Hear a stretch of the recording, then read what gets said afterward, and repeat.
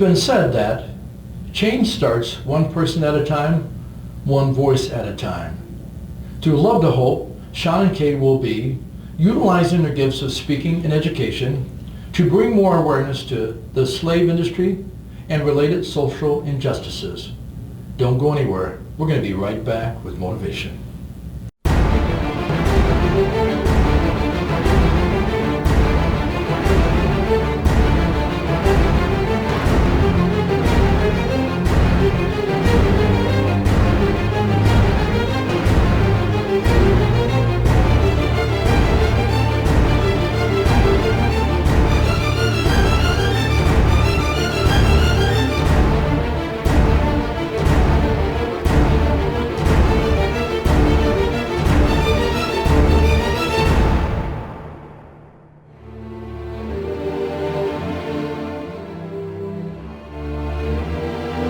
Welcome back to Motivation. Ron Henderson, the Fitness King, with my guests, Sean and Kay Levesque. Did I say that right? Yes. You did, absolutely. Welcome to Motivation. Thank you. Thanks for having us. Yes, definitely. You know, and folks at home, I always get into a segment that I call Up Close and Personal. These two have something that I find that's actually very unique. They have a very unique story.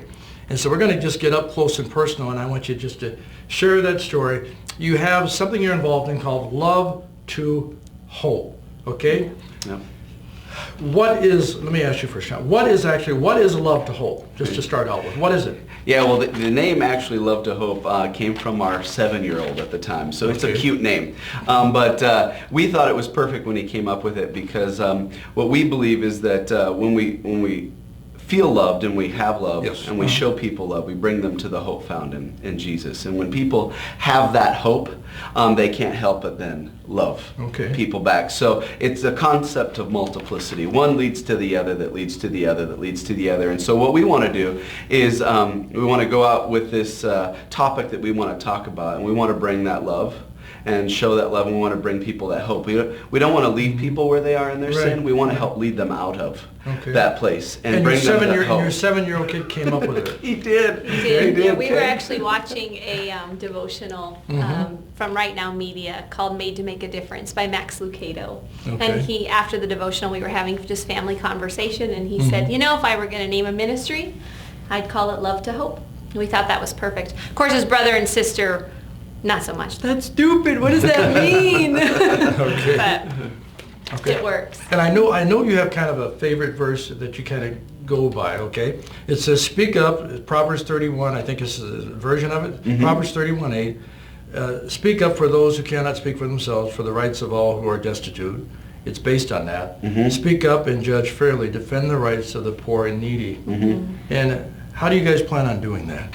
Yeah, well, our strategy comes from Micah 6:8, to add another verse in there, which says, what does the Lord require of you? To act justly, love mercy, and walk humbly. So the act justly piece is the awareness and the education piece. And we plan to spend the next few years traveling the country in an RV to speak to as many people as we possibly can about human trafficking. We believe that social injustice issue is so big, and the demand is continuing to grow, and that there are so many children, very young children, that are being sold for sex here in America, and we just can't sit back and do nothing. And what called you to this, Joe? Yeah, it kind of started with Kay. It did. It actually has been about a 5-year journey. I couldn't sleep one night, so I was watching television. A documentary came on. It was about human trafficking, and it completely destroyed me. I didn't know that it existed. I didn't know that slavery was still a thing here in America, and that it was children being sold for sex. It ruined me. I could only picture my daughter. We have one daughter who's 10 now. At the time, she was just 5.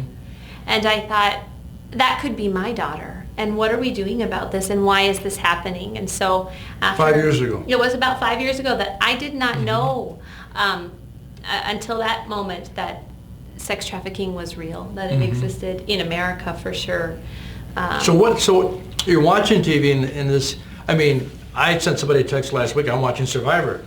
And I cried in Survivor. I cried the week before. Yeah. I mean, I'm 63 and I'm crying watching Survivor, okay? Yeah. So you're watching this, I mean, you had to just break down. I did. Did you wake up Sean right away, or how did you process this? Well, Okay? Not well. I processed first and foremost just through, like you said, breakdown. It was just devastating for me. It really did destroy just my mindset for a while, that the depravity of man, especially with outside of the hope of Christ and what we're capable of, one human to another, and then to take it that step further with children. And so after I got over just being super sad about it, I got angry. Okay. And I think once you get angry and riled up about an issue, we believe that's a righteous anger, that is put there by God, because He is a God of justice and holiness, and He wants to see redemption for people. So He lights that fire in us for these social issues. And that's when I said, Lord, I want to do something. Okay.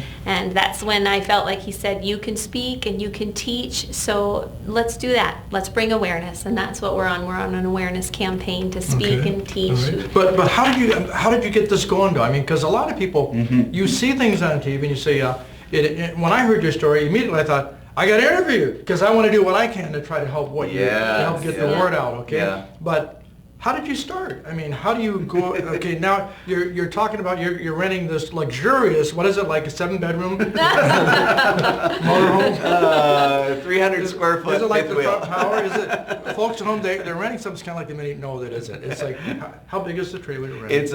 It's 40 feet, and it's about just over 300 square feet. Wow. We do have our own bedroom, which is nice. Okay.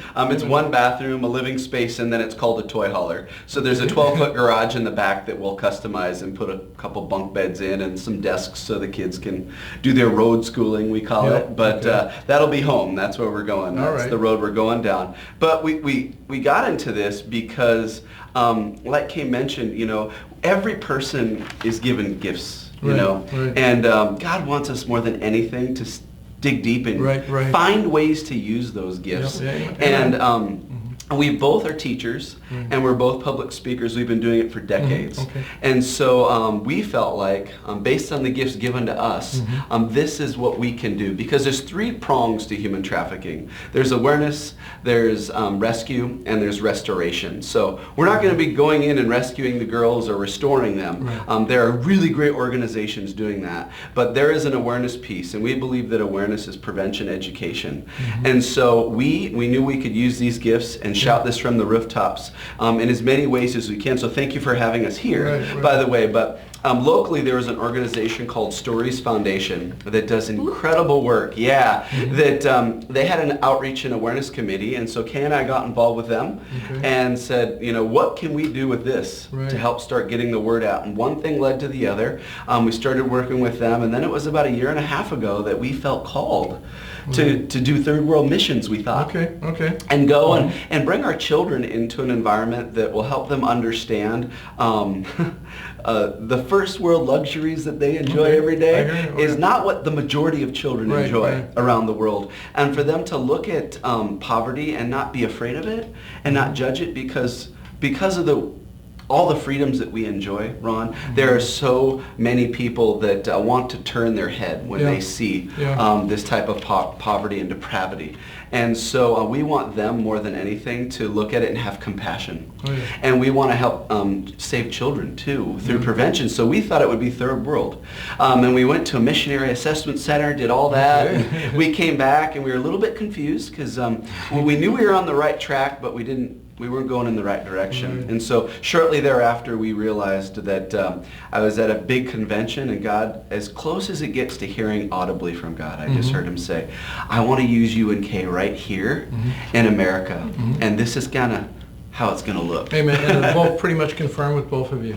Yeah, we definitely felt. Well, initially she thought I was losing my mind. I did.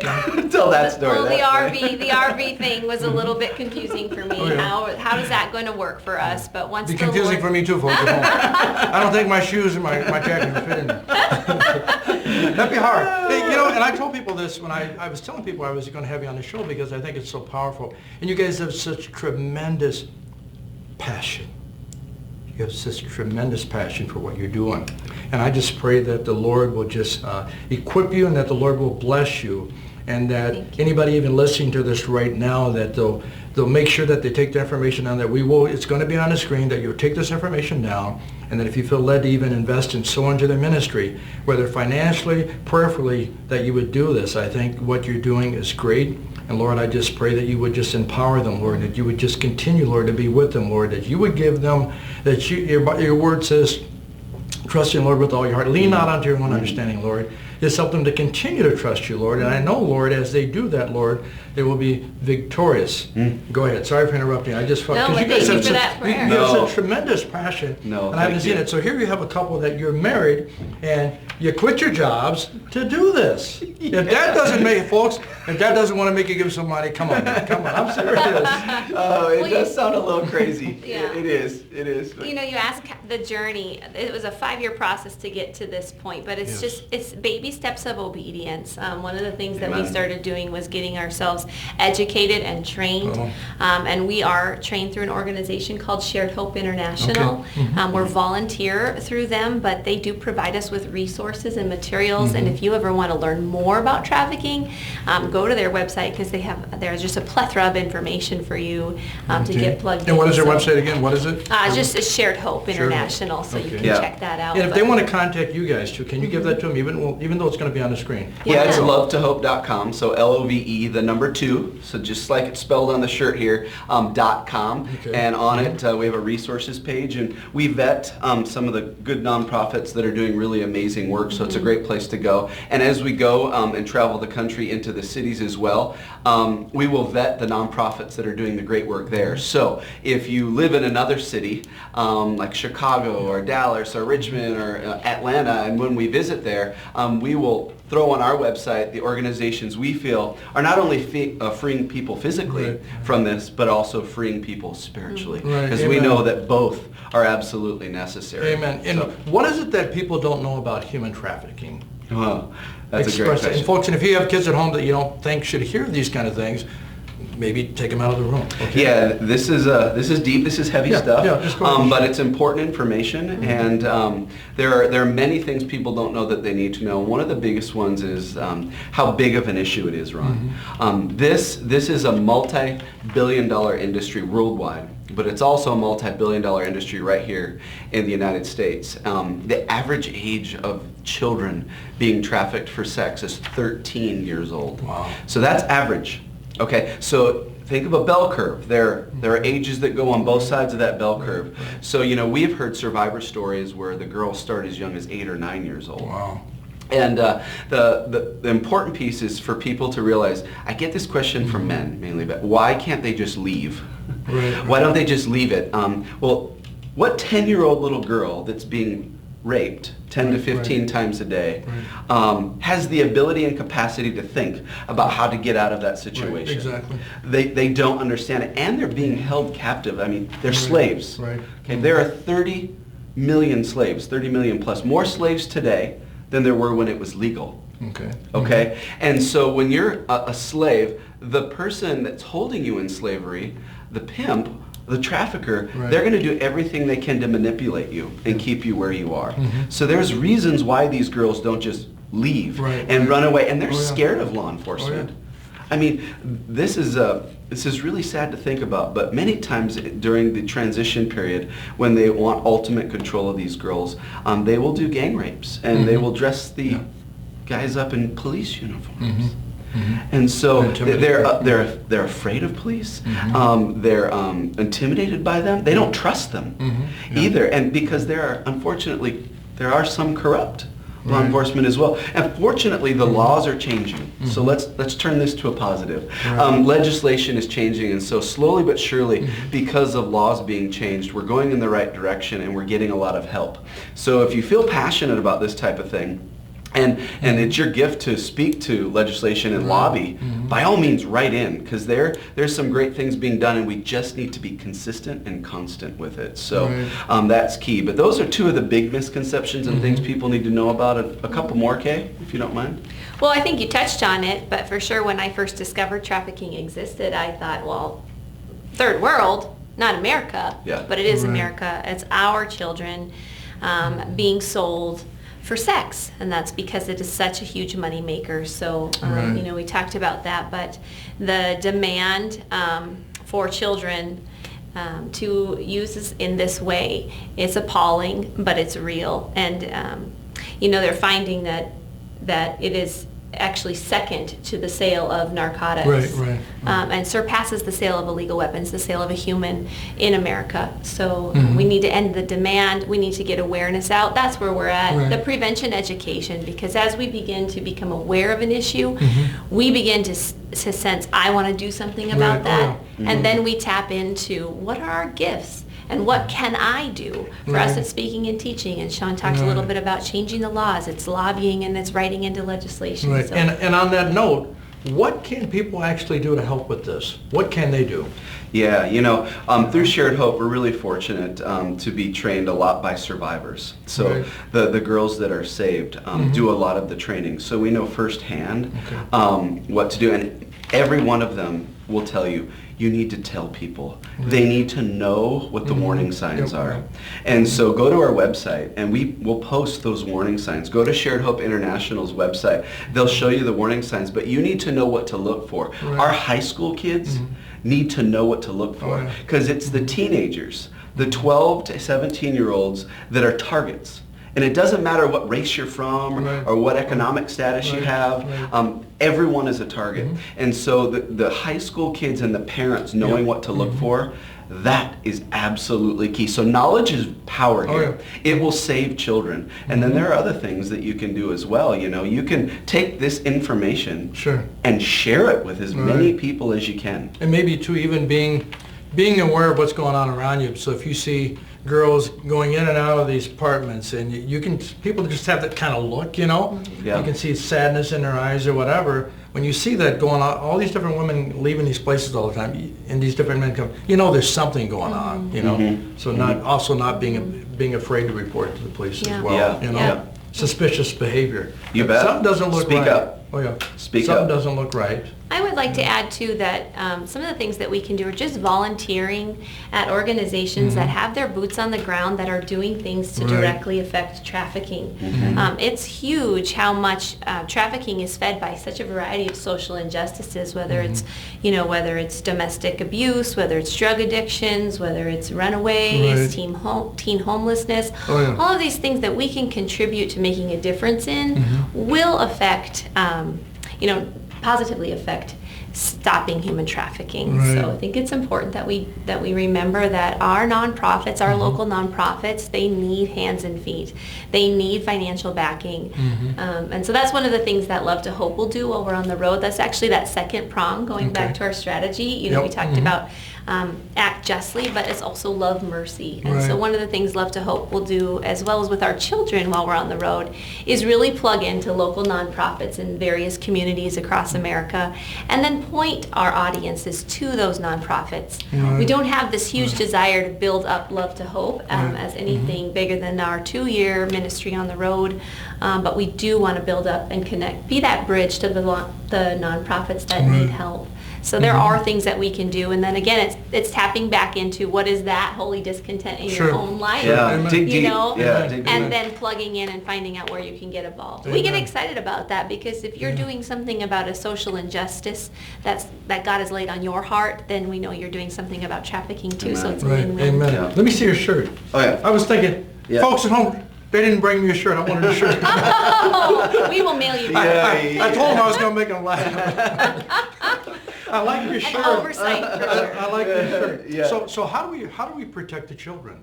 How do we do that? Oh yeah. So this weekend we spoke at a church, and his name was Pastor Rick, and he mentioned, I want to lock my kids up, in their rooms, and we do. We want to protect them as much as we can, but honestly, we can't do that. That's not realistic. But so we need to communicate with them, educate them. But you can protect your homes with filter systems, and one filter system isn't enough. Right. I believe that if you really want to protect your kids from online predators, because they're out there lurking.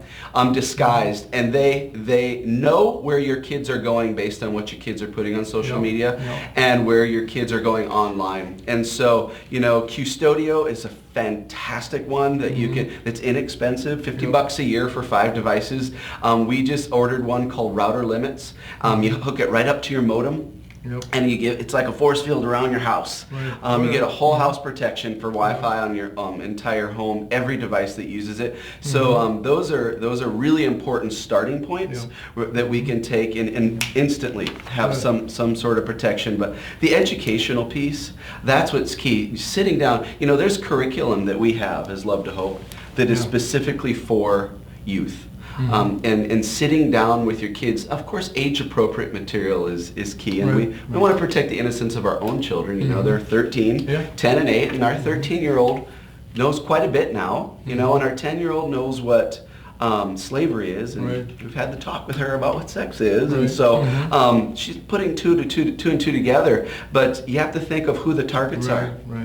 The targets are as low as 8 or 9 years old. So we want to get that education to kids as young as we can while understanding and being sensitive to their innocence as well. Wise as serpents, innocent as doves. Because I've noticed, like, you go out, sometimes I'll see women with their kids, and you can tell their daughters are maybe 12 or 13, and they have them dressed up like a woman or something at 13. They got all this stuff on, and they're sassing around. They're wearing stuff they shouldn't be wearing, I mean, even before you guys came on the show, I was researching last night, and it's amazing how they put these stuff through the media and all that stuff out there to cloud people's minds and stuff like that, and how they draw people into all that stuff. Pornography, all those things, and how they do it, how they entice people. They're very sly about it. Well, we have normalized a sexually charged culture. We've normalized it, and we need to get the message back out that we need to get the message of value and worth to our daughters and the youth, the teen girls out there. And we need to get the message of respect and honor to our teen boys, and we need to be telling people, boyfriends don't get husband privileges. You don't have to compromise. You can say no to things, and you don't have to let people tell you what to do and make you uncomfortable. And so it's okay to say no.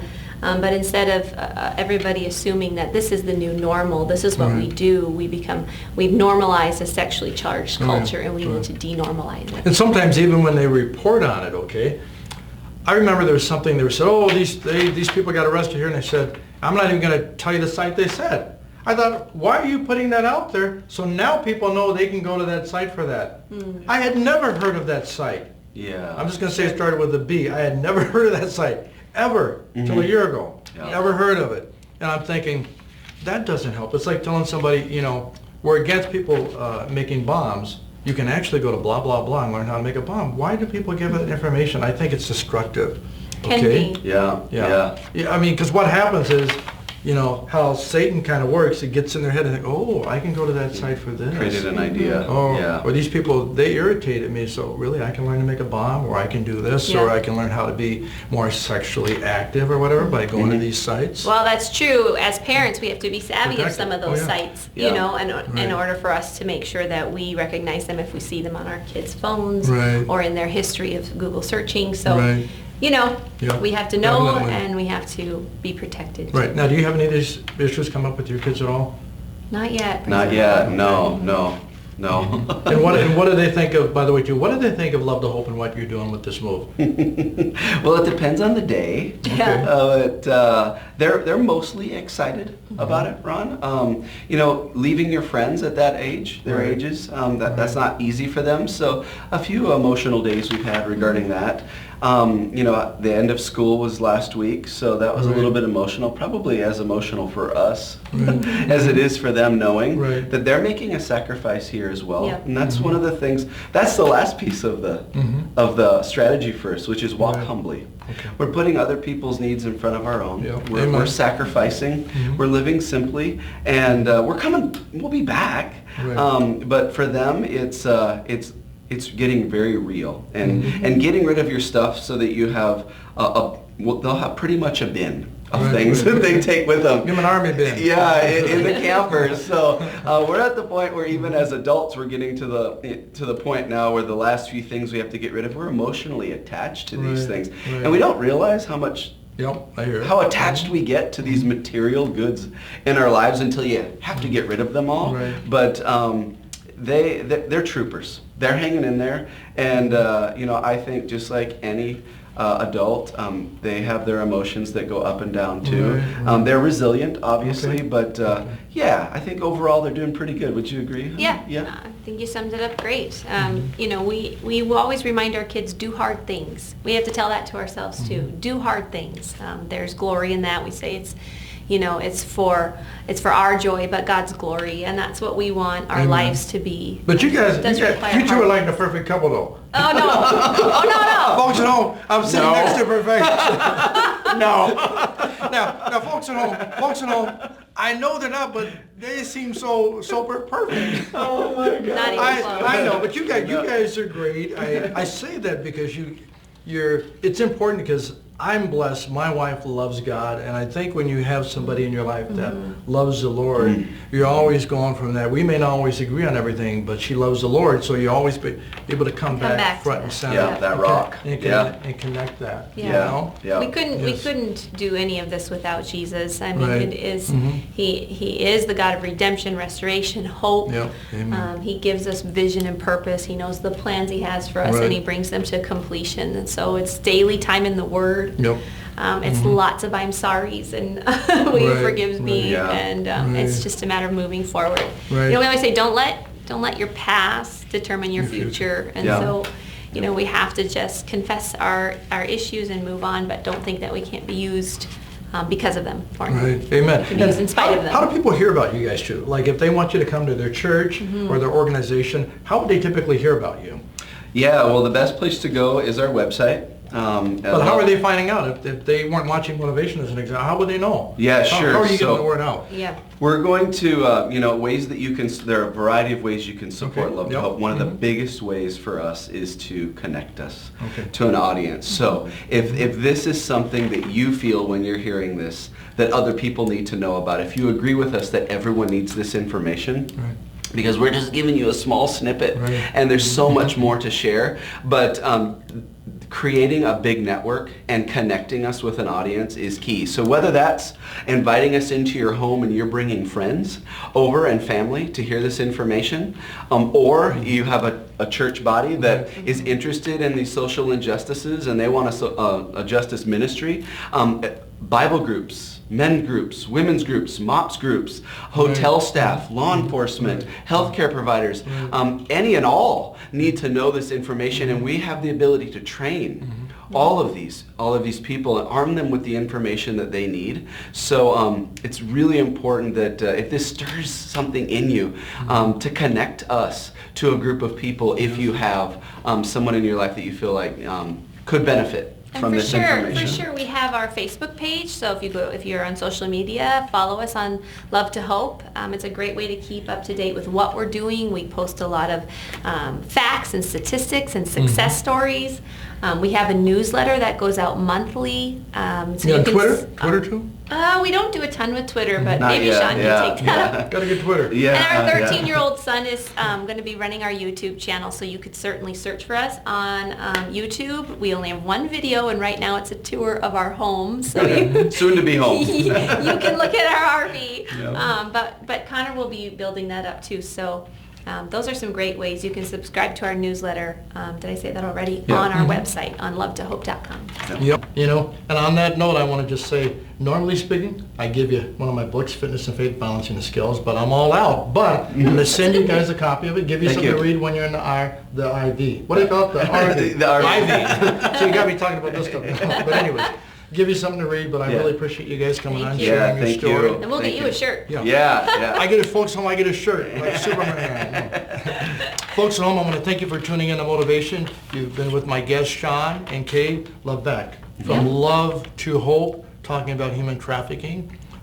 Again, remember, go to their websites. All that information will be at the bottom of the screen. Until next time, and all that you do, stay motivated, stay fit, and stay blessed. We'll see you next time.